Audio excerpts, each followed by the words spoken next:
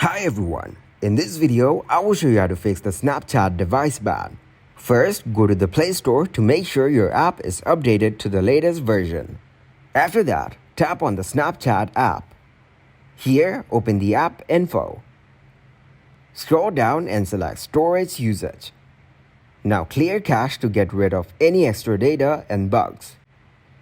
Then tap on Manage Space. Tap on Delete. After that, go to the settings. Here, search for date and time. Open the time zone. Here, search your time zone. Turn the toggle on for set time zone automatically. Also for set time automatically. By doing this, you'll get rid of the device ban issue. If you guys got some value, make sure to leave a like and subscribe to the channel. Until next time, goodbye.